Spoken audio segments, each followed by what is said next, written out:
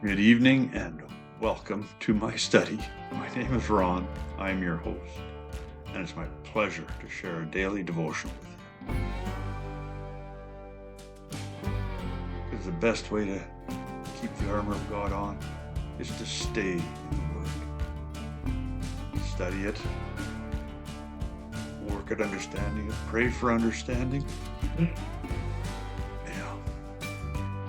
Hey, we had a beautiful day here today. My wife and I cleaned up a lot of our garden,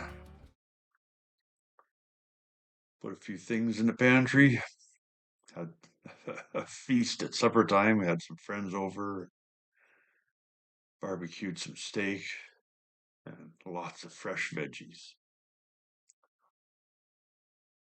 I'm stuffed. I might have to do a little bit of fasting tomorrow. But for now, we got one more reading in Obadiah. Obadiah is one whole chapter long. It's the shortest book in the Bible.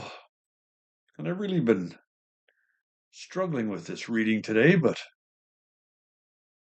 and it's basically we're just going to continue on from yesterday's reading. So the last verse we read last night was verse 7 in Obadiah. All your allies will turn against you. They will help to chase you from your land. They will promise you peace while plotting to deceive and destroy you. Your trusted friends will set traps for you, and you won't even know about it. So that's where we left off in Obadiah last night. Now we start off in verse 8 tonight. At that time, not a single wise person will be left in the whole land of Edom, says the Lord. For on the mountains of Edom I will destroy everyone who has understanding. The mightiest warriors of Teman will be terrified, and everyone on the mountains of Edom will be cut down in the slaughter. You will be filled with shame and destroyed forever. When they were invaded, talking about Israel, you stood aloof, refusing to help them. Foreign invaders carried off their wealth and cast lots to divide up Jerusalem, but you acted like one of Israel's enemies. You should not have gloated when they exiled your relatives to distant lands. You should not have rejoiced when the people of Judah suffered such misfortune. You should not have spoken arrogantly in that terrible time of trouble. You should not have plundered the land of Israel. When they were suffering such calamity, you should not have gloated over their destruction. When they were suffering such calamity, you should not have seized their wealth. When they were suffering such calamity, you should not have stood at the crossroads, killing those who tried to escape. You should not have captured the survivors and handed them over in their terrible time of trouble.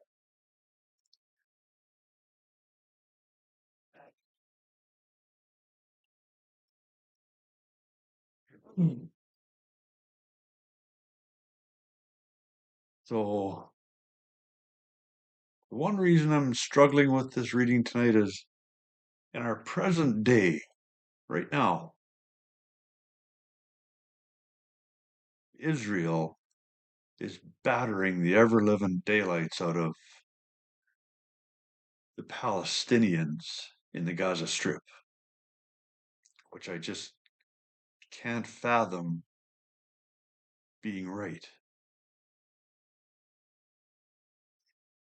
But if we stay in the context of Obadiah's prophecies or his writing,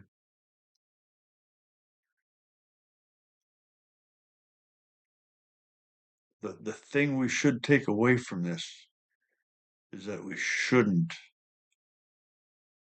take enjoyment out of our enemies' misfortunes.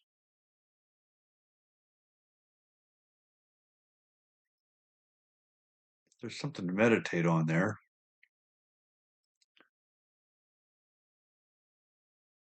But like I say, I'm just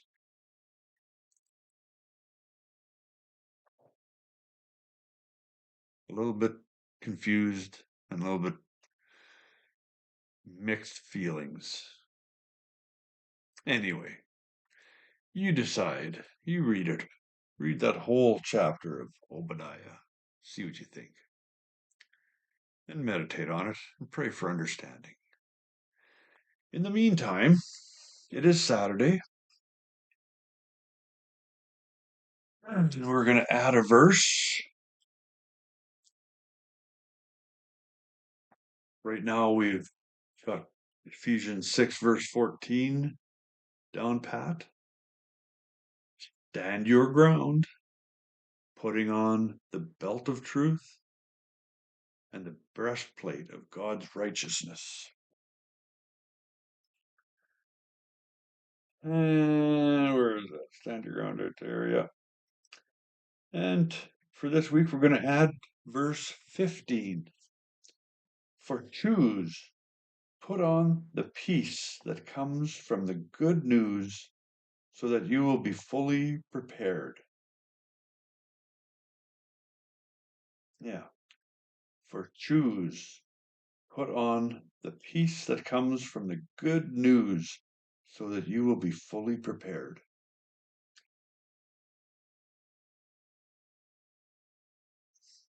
You all have a great night. God willing, we'll see you tomorrow.